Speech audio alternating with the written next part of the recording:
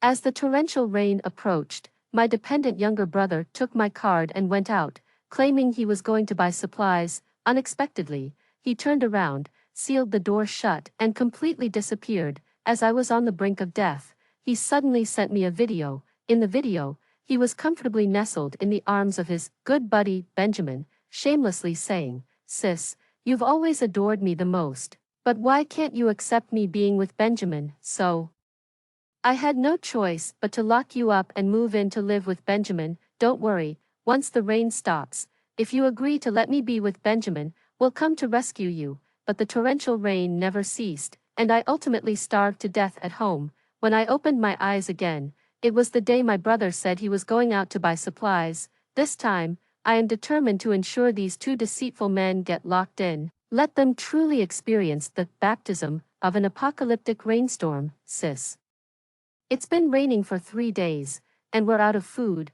Give me your bank card, and I'll go buy something to eat. I heard my brother's voice while my mind was still foggy, touching my face. It felt plump, not weak or convulsing with hunger. I quickly grabbed my phone to check the time, and I realized something. I had been reborn. At that moment, my brother pushed open my room door somewhat displeased. "Sis, why didn't you respond when I've been calling you for so long? Did you sleep your mind away?" Looking at the handsome young man before me, in my previous life, it was he who, during the torrential rain, took all my savings under the pretense of buying groceries. Instead, he sealed the door with a steel plate, causing me to starve to death at home. As I was nearing death, he shamelessly recorded a short video and sent it to me. In the video, he sweetly leaned against his so-called good buddy Benjamin, munching on a chicken leg, greasily saying, "Sis, you've always adored me the most, but why can't you accept me being with Benjamin?" So, I had no choice but to move in and live with Benjamin. "Once the rain stops, if you agree to let me be with Benjamin, we'll come to rescue you." I was already close to starving to death, and his words fueled my rage, causing me to die on the spot. The memory of my brother, no, Carter rummaging through my things pulled me back, suppressing my anger. I quickly got up and affectionately patted his head as usual. "Carter, you're the child I've nurtured and protected. How could I bear to let you go out in the rain? So, I'll go instead." Before he could react, I had already grabbed my bag and an umbrella and left the house. A joke, having been reborn. How could I possibly give him another chance to take my money and conspire with his lover? This time, I wanted to see how this deceitful little turtle, having eaten coal, would joyfully live with his Benjamin. After leaving, I recalled that the apocalyptic rain that paralyzed the city in my previous life happened 2 days after I was locked in my home. Calculating the time, my plan was still feasible. I quickly walked to the Community Property Management Office to inquire about rental information for the upcoming period and discovered that a unit was available for rent directly across from my building.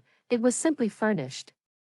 Seeing the pictures of the well-decorated bathroom and kitchen, with simple furniture, it was more than suitable for me. I immediately confirmed it, and the property manager beamed with joy. "Miss Olivia, the owner has fully entrusted this property to us. If you'd like, you can sign the contract and take the keys now.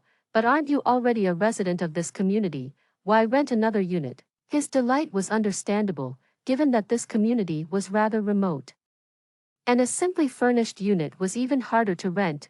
I told him that I was renting this unit for a distant cousin who was coming here to work and asked me to secure a place for her in advance. It's better to have someone she knows nearby. Then, I discussed with the property manager that since my cousin would be living alone and we were concerned about safety, we might need to make some security enhancements to the unit, asking if the landlord would be willing. When the landlord entrusted me with the property, they mentioned that as long as the house wasn't demolished, it would be fine. That suited me perfectly. I immediately paid the deposit and half a year's rent and received the keys. After visiting the newly rented house, I noticed that although the decoration was simple, it was tidy and clean, merely a bit dusty from disuse. Then I went to a supermarket near my home and bought about 3 to 4 days worth of instant food and vegetables before heading back.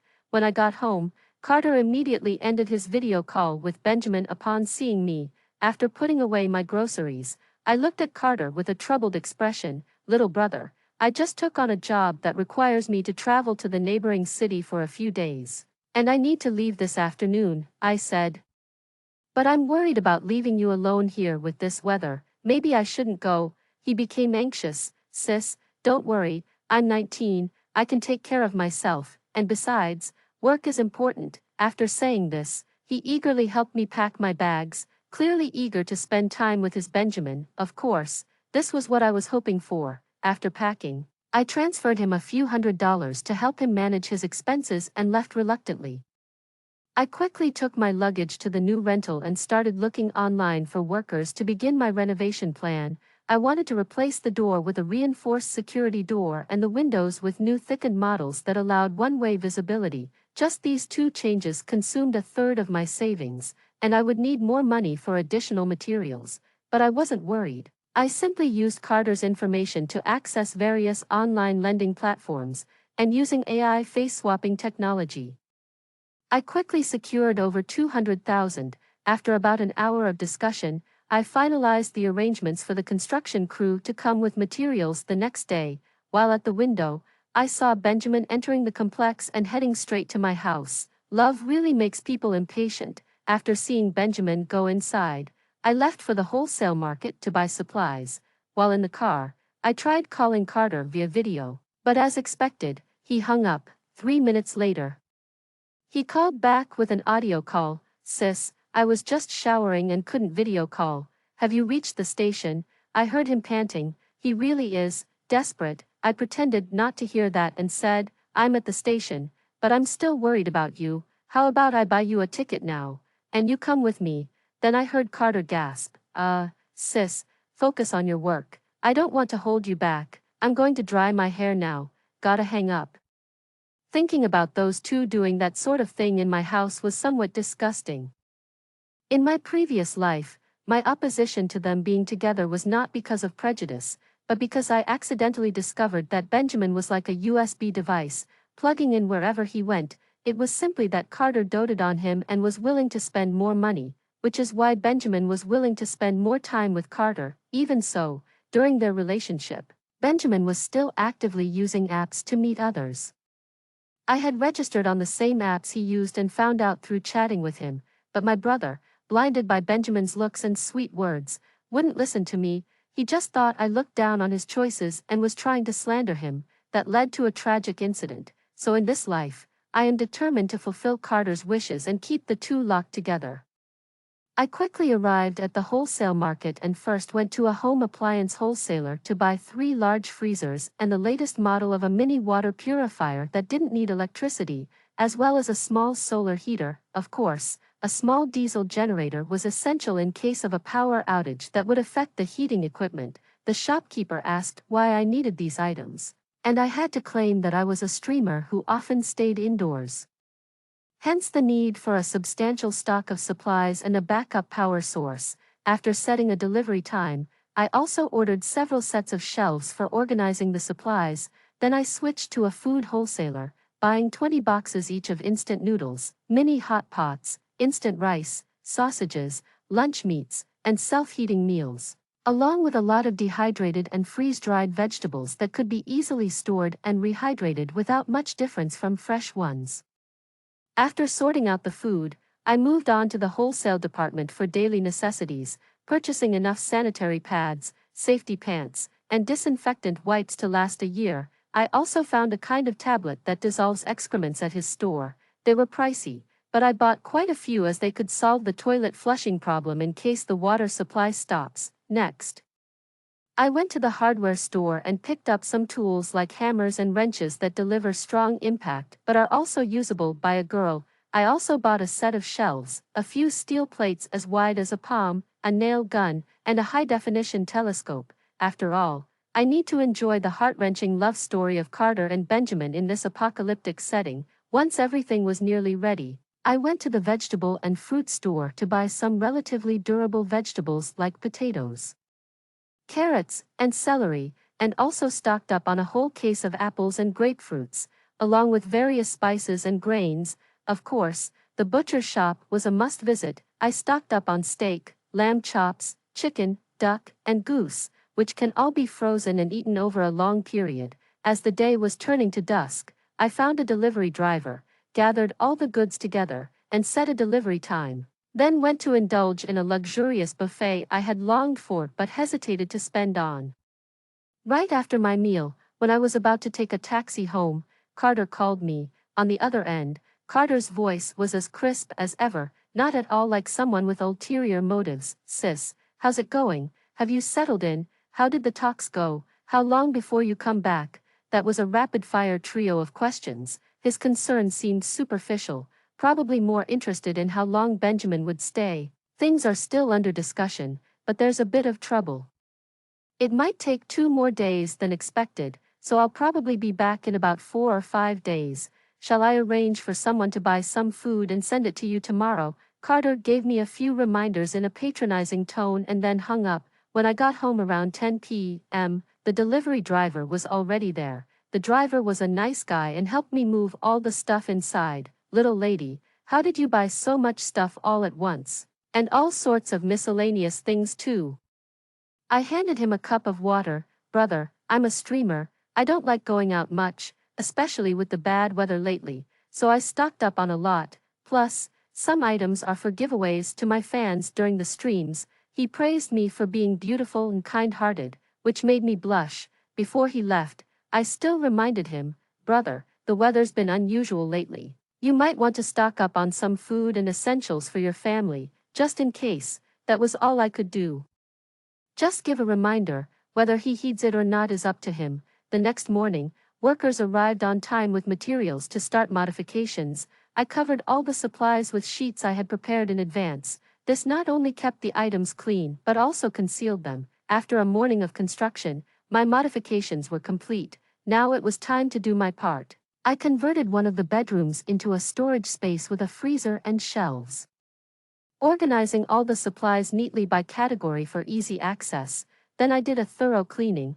By the time I finished, it was dinner time. During the day, I used the telescope to spy on Carter and Benjamin across the way. They spent the day glued to their phones and to each other, never getting bored of it. I made myself a delicious meal, and ordered some essential medicines and high-calorie foods like chocolate through a delivery service. The rain was expected to increase the next day, and my plan to lock that pair of dogs in was almost complete. Tonight, I could sleep peacefully, ready to continue with my plan tomorrow. Early the next day, I contacted the owner of the supermarket at the entrance of my community, ordered 2 boxes of instant noodles, a box of sausages, and some other fast foods and snacks, and asked him to deliver them to Carter's place by noon. After placing the order, I posted a message in the community property group, "Little bro, your sister is on a business trip and won't be back for a few days. I just had the supermarket owner deliver a bunch of instant noodles and other food to you. Hang in there for a few days, and I'll cook you something delicious when I get back." After sending the information, I waited 3 minutes before sending another message to the group, apologizing to many people. "Sorry everyone. I accidentally sent a message meant for my brother to the group. Sorry for the disturbance." Many people expressed their understanding, and some even complimented me for being a good sister. Soon, Carter messaged me back to let me know that he had received the food and told me to just focus on my work. After sorting everything out, I headed out again, only this time the rain had intensified significantly. The water on the streets was already deep enough to submerge my ankles. By tonight, the rainfall is expected to surge dramatically, and the entire city will gradually start to shut down. After waiting for more than 10 minutes, I finally managed to hail a car and headed straight to the nearest shopping mall from my house. I bought some warm clothing, down jackets, and down quilts, completing the entire process in just half an hour. Checking the balance in my account, I realized there was less than 10,000 left from the money I had accessed using Carter's identity, but it didn't matter. In a post-apocalyptic world, money is the least valuable thing, and besides, I still had my own savings. Back home, I ordered some fried chicken and a bottled Coke through a delivery app. After it arrived, I added some sleeping pills to the Coke and messaged Carter to remind him to check for the food I ordered. He didn't reply, as both of them were busy exercising at the moment. Wearing my raincoat and carrying the delivery, I knocked on my front door, placed the food at the doorstep, and then left. When I returned to my new rental, I found Carter and Benjamin sweetly starting to enjoy the delivery I had sent over. They were even sharing a piece of fried chicken, which made me feel nauseous. Eat up. The more you eat, the better you'll sleep tonight. I prepared a spicy hot pot with fresh ingredients and seasonings. After eating, I didn't feel cold at all. Observing that Carter and Benjamin had already fallen asleep, I dressed in a black raincoat, carrying several steel plates and a nail gun, and headed towards what used to be my home. I sealed the door tightly. They couldn't get out unless someone opened it from outside. I also installed a small-range rechargeable signal jammer and a listening device at the front door. I set the jammer to only block cell phone signals, but the listening device was connected to my phone via an app and wasn't affected by the jammer. This ensured their sweet love was undisturbed by the outside world. I slept very soundly that night, waking up to news all over the internet about the city being overwhelmed by the torrential rain. #rare torrential rain hits. City drainage system paralyzed. Hashtag torrential rain causes flooding in many street-facing shops and vehicles. Hashtag official announcement. Please stay indoors and wait for official rescue. Hashtag the apocalyptic storm had arrived, and across the street, the foolish couple had just woken up and started energetically exercising. Keep moving, use your energy while you still have it. Within 10 minutes, they were already running out of steam. Then, I heard their conversation. Benjamin, my phone has no signal.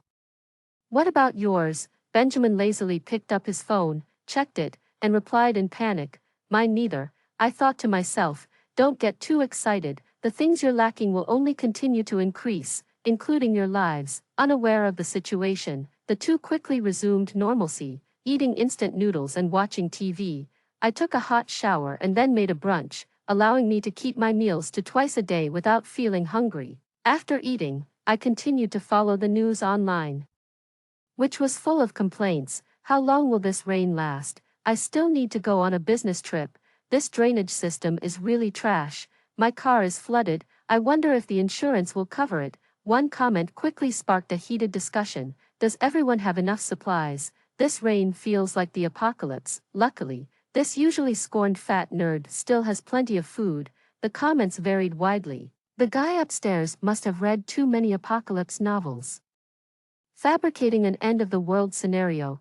People like him are just trying to grab attention and generate traffic. How ridiculous. I think he might have a point. I just looked outside my house, and many trees have been knocked down by the water. Upon seeing this, I turned off my phone and walked to the window to look out. The sky was completely obscured by dark clouds, and even during the day, no light was visible. Only the occasional flashes of lightning momentarily illuminated the sky.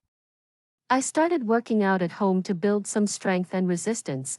It might be a last-minute effort, but I thought it would still be somewhat beneficial. By 4 p.m., it had already become pitch dark outside. The rainstorm intensified, violently pounding on the windows, and fierce winds raged outside. The entire city was enveloped in darkness and dampness, with almost no pedestrians on the streets. The lights in the neighborhood, activated by motion sensors, appeared blurry and mystical through the curtain of rain. I picked up the binoculars and glanced at the Carters across the way. They were still eating, watching shows, and exercising. They really seemed carefree, but perhaps it was better that way. The sound of the rain hitting the window, or maybe the unknown fears of a rainstorm apocalypse, caused me to have a restless night. When I woke up, it was already noon the next day. Out of habit, I used the binoculars to check on the Carters, but didn't see them. They were probably still asleep. After washing up, I made a cup of hot cocoa and checked the rain outside.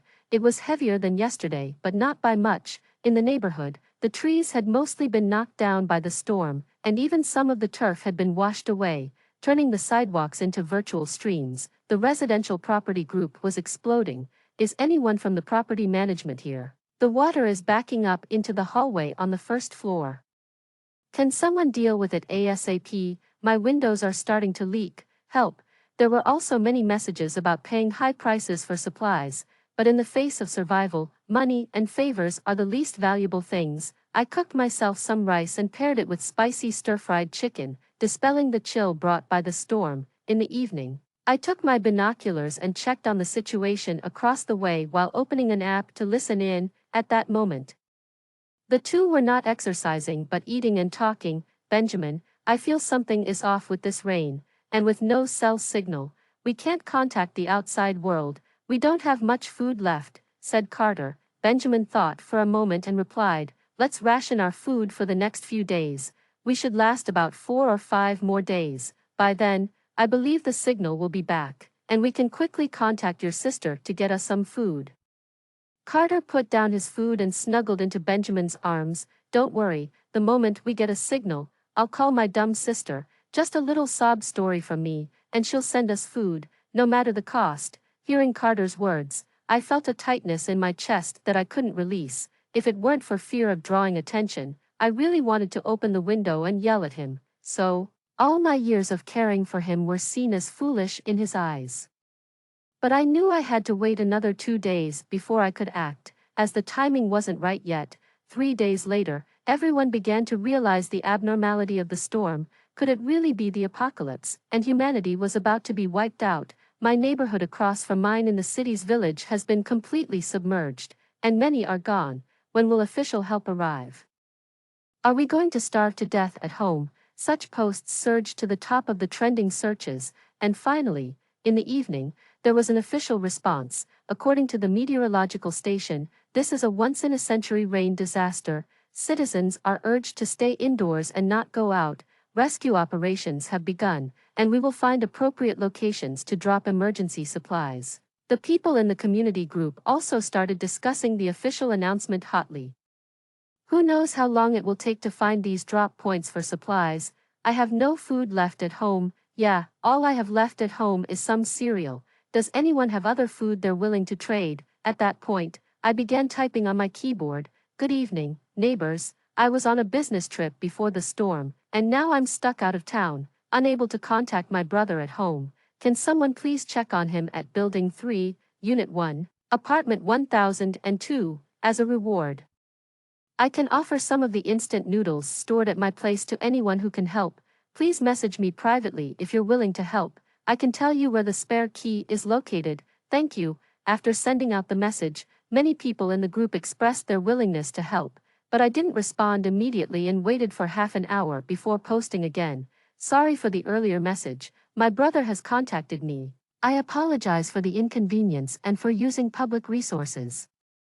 As an apology, I'm sending everyone a red packet. Please understand. After saying that, I sent out 5 red packets, each worth 200 yuan, and then no one said much more. However, a few people still messaged me privately, mostly asking the same thing. They wanted to confirm if it was only my brother at home and expressed their concern that he was young and alone. They offered to check on him. All they asked for in return was 2 packs of instant noodles. I simply replied, yes.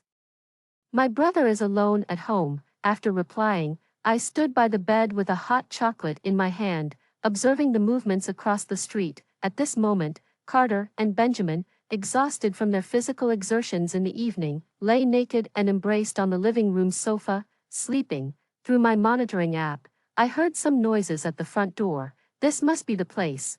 Why is the door sealed? Who cares? Let's break in and grab some food first. I remember that woman bought a lot of stuff a few days ago. She even sent the message to the group by mistake.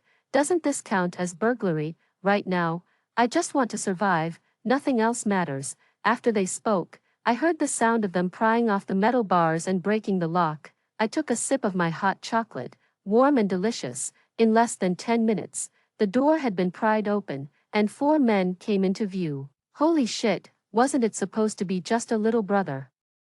Why is there another person here? How come these two seem to have a special relationship? No matter how many people there are, we're already here. Let's just take the food and leave. That's our only goal, to get food. As the 4 men talked, Carter and Benjamin woke up. Carter's voice trembled. Who are you? What are you doing breaking into my house in the middle of the night? Get out now, or I'll call the police. One of them laughed. Go ahead and call.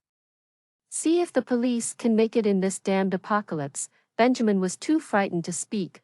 The other 3 men didn't waste time talking. They started rummaging through the house. I found it. There's a box of noodles and sausages here. I found some meat in the fridge. Damn. Carter and Benjamin finally reacted. That's our food. If you leave now and put everything back, we can pretend this never happened. The 4 men laughed, ignored them. and started to leave with the food. Carter seized the moment and lunged at them. Through the telescope, I watched as Carter and Benjamin struggled with the four men for over 10 minutes, but they were outnumbered. Carter and Benjamin ended up beaten badly, lying on the ground like dead dogs, while the four men took all the food and left. Benjamin, I'm in so much pain. I think I can't move my legs. How about you? Benjamin's voice trembled. Damn, they broke my leg. I can't move either. It's all your fault. We should have just given them the food. Now we have nothing and we're hurt. You idiot. Carter, blinded by love, tried to explain. This just proves how important food is now. I just want to get some food back. We can only hold out until that foolish woman Olivia brings us some. Look, at the brink of life and death, even if two people were sweet on each other just hours ago, it doesn't stop them from turning on each other now. Oh, it's time to give a caring call to my dear little brother. I turned off the blocker on my phone and then video called Carter. Hello, dear brother. Why are you lying on the ground? Carter looked slightly annoyed when he saw it was me, but quickly put on a pitiful face. Sis, where are you? Some people stormed into our house just now, attacked me, and took all the food. Please, hurry and bring some food to save me. Life is indeed like a play, all reliant on acting. Just a second ago, he was calling me a fool, and now he's begging me to save him. Seeing that I didn't respond, Carter became anxious. Sis, say something. If you don't save me, I'll die. I smiled and took out a self-heating hot pot. Oh, feeling hungry. If you're hungry, find some food yourself. You're already an adult. I'm also hungry and am about to prepare this self-heating hot pot. After I finished speaking, I saw Carter swallow his saliva, and he dropped the act. Damn it, you bitch. Hurry up and come back to make some food, don't forget. I'm the only child in the family. If I starve to death, how could you face our ancestors? I chuckled and laid my cards on the table. It's really hilarious. What does you being the only child have to do with me? Also, is your so-called lineage even useful? Isn't Benjamin using you all day and night? After my blunt statement, Benjamin joined the conversation. Olivia, you better come back and save me. If you do, I'll leave Carter. Otherwise, he didn't finish his sentence before I interrupted.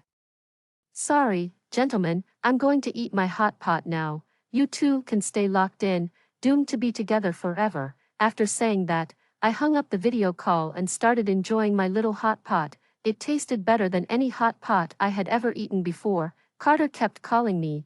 I didn't pick up, nor did I reply to his messages. Probably Benjamin will try contacting me next. I'll continue to ignore them. Not blocking them also keeps them clinging to a shred of hope, slowly driving them to despair. I heard the two of them start arguing on the other end. Carter, damn you, it's all your fault for making me come here with you. If it wasn't for you, I wouldn't have ended up in this mess. Carter, still not over his romantic delusions. Benjamin, I asked you to come because I love you. I thought we could use this chance to drive her away so we could have the house to ourselves and always be together. But who knew this storm would be lethal? Don't worry, I still have some food hidden in my room. We'll try again tomorrow, and if it doesn't work, I'll crawl to someone else's house to find food if I have to. Benjamin, touched by the commitment, snorted coldly and said no more. Although I knew Carter turned into a love-struck fool around Benjamin, I never imagined he'd be this foolish. As his loving sister, I must help him see the reality. So, before going to sleep, I sent Carter the evidence of Benjamin fooling around with various lovers. Then, I picked up my binoculars to continue watching the drama. About 5 minutes after sending the message, there was finally some movement on the other side. Carter's voice lacked its usual sycophancy. Benjamin, did you say I'm the love of your life? Benjamin was visibly impatient. At a time like this, you're still thinking about such trivial questions. I watched as Carter, limping, got up from the ground and walked over to Benjamin, then helped him to his feet. Benjamin, let's check how bad the rain is outside. My leg feels much better now. If it's not too bad, I'll go find us some food. After saying this, he supported Benjamin to the window, and then, holding him, they both crashed out through the broken window. I had expected a fierce fight between them, but surprisingly, Carter ended it decisively and directly. There was no pain, no sorrow, nor the thrill I had anticipated. I put down my binoculars and went back to sleep in my bedroom. It was a restless night, filled with dreams. In my dreams, I saw Carter from our childhood, following me around and calling me sister, in his whiny voice, and the time when I worked 3 jobs a day to support us both. With him promising firmly, sis, when I grow up and start earning, I won't let you suffer anymore. Waking up, I realized my pillow was soaked with tears, yet I felt no regret for my actions yesterday. After all, what he did to me in our past life was even more unforgivable. The rain continued heavily, reaching its 5th day, and the people in the neighborhood had gone completely mad. With no supplies arriving, I saw some using air mattresses as rafts to find food, but none returned. And the water had completely submerged the first floor, with people living on lower floors losing all semblance of humanity. They invaded the higher floors violently, regardless of whether the residents agreed, leading to deadly conflicts. On the 7th day, we lost electricity, water, and internet all at once. Fortunately, I had a water purifier and a generator prepared, which, despite the circumstances, still allowed me to maintain basic living standards. As the rain grew heavier, the neighborhood became quieter. Perhaps some had perished, while others preserved their strength, no longer stirring. On the 10th night, just as I was using the generator to cook with an electric stove, I suddenly heard noises at my door. I quickly turned off the generator and stove, standing behind the door with a wrench in one hand and a stun baton in the other. Honey, there must be someone in this house. I think I can smell someone cooking braised beef noodles, darling. Are you hallucinating from hunger? I don't smell anything. Then I heard knocking, my palms sweating, hardly daring to breathe. 3 minutes later, the noise at the door ceased. I peered through the peephole and saw the hallway was indeed empty. I spent a night filled with fear. To prevent this from happening again, I cautiously opened the door the next morning, armed with a kitchen knife and an iron chain I found when I moved in, and went to the stairwell door. With the power out, the elevator was out of service, so locking the stairwell door should prevent anyone from coming up, ensuring my temporary safety. Just as I had locked the stairwell door and was about to head back, the door opposite suddenly opened. A man with a ghostly pale face but bright red lips looked at me. So, there really is someone living here, and by the looks of it, you must have quite a bit of food, right? I turned and ran, but unexpectedly, the frail man suddenly burst with energy. Tackling me to the ground and grabbing my ankle, I kicked frantically, but he wouldn't let go, so in desperation, I threw the kitchen knife at his hand. Ah, you wretch, I'll kill you. The knife hit his arm precisely, causing him pain and making him let go. Seizing the opportunity, I finally rushed into my home and locked the door behind me. I gasped for air, but the violent banging and cursing continued from outside. I pushed the sofa over to block the door and gripped the hammer tightly, staring intently at any movement at the entrance. Although I had replaced the door with a reinforced, thicker one, I didn't dare to take any risks. In these apocalyptic times, people are driven to do crazy things to survive. After 10 minutes, the noises at the door began to fade. Another 10 minutes passed, and it was completely quiet. Gathering my courage, I went over and peeked through the peephole. There was no one outside. I finally allowed myself to breathe a sigh of relief.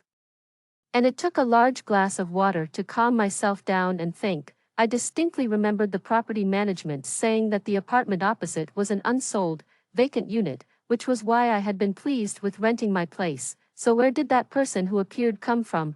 Then I suddenly remembered the voices of the couple at my door last night. Could it have been them? But why was there only one person earlier? And the man's lips were an unnatural shade of red.